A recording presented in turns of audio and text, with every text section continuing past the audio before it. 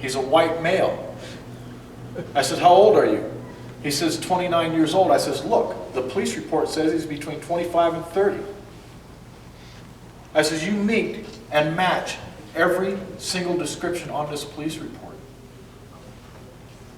And he was his eyes got big, and I gave him, and he read it. He matched every single description on the police report.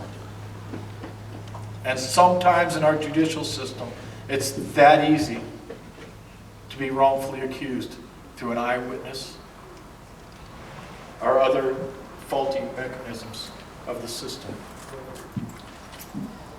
I want to leave you with two thoughts, because I know my time's running out. Number one, I still believe in our judicial system. We still have one of the best judicial systems in the world because it still allows us to fight for ourselves. We just have to learn how to write laws that prevent human error, because that's what causes wrongful convictions, is human error and arrogance, and not following the system the way it was written. Number two, I have been fighting the legal system for over 35 straight years, and I'm still fighting as I stand here tonight, at a cost of well over $1 million.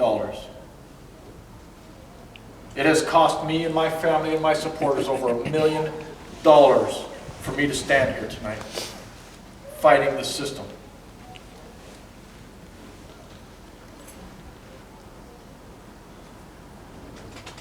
I don't know that I'm worth $1 million. But in the aspect of human ideology and human experiences that I've had just even in the last year of freedom, $1 million isn't enough. We really need to make this organization grow. We really need to support this organization. And we need to do everything we can to find people like Jeff. I met Jeff, the investigator, who will continue to volunteer. Wendy, honey, you know I can't thank you enough. I didn't get it done. No, but we fought hard. We knocked on every door we possibly could, and I thank you from the bottom of my heart. But we need people like Wendy. We need volunteers, sometimes just to beat the street. So please, don't leave here tonight without thinking about what this organization really, really stands for. Because there are other people that they're trying to represent. There were people before me, there's been people since me, there's going to be people in the future. We need you. You guys are the only voice we have when we're on the inside. Every single time they put them chains on them boys in there, or the ladies over in Billings, every single time they black box them and cuff them up, they need you. I've been there. I've been through 13 transfers in 7 different prisons through 4 different states.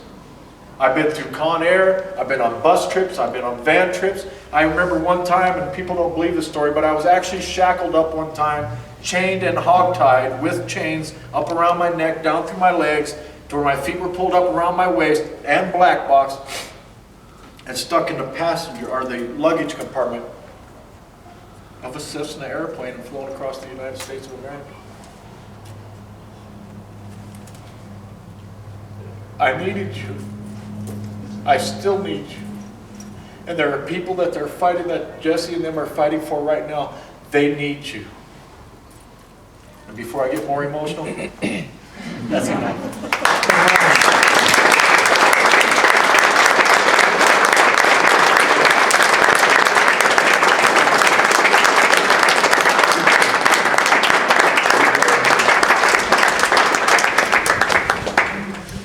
Thank you so much, Barry. And to many of the other people who he thanked, he's right. It takes a lot of people, a lot of work and time to do this work, and we so appreciate your interest and support. You know, when you mentioned the other people, I realized I forgot to mention something I wanted to relay to you. I mentioned that we have 4 cases in litigation, and I didn't have enough time to go into all of those tonight, but I did want to tell you we have one big step forward in one of our cases just last week, the case of Richard Rogest, which if you're on our e-newsletter, you will have read about this case.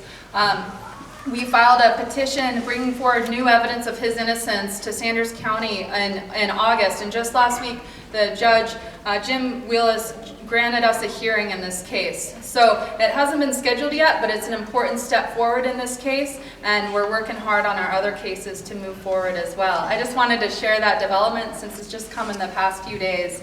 And thank you again, all of you. I mentioned our e-newsletter. Make sure to sign up on our sign-in sheets so that you can receive notices about events in the future or about receive our e-newsletter with updates about our work.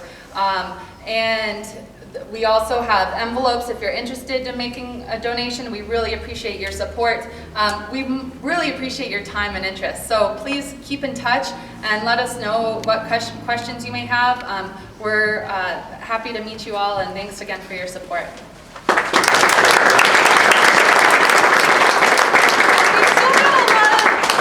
still got a lot of food here, as you see. So please stay and eat and drink and be merry. Thank you.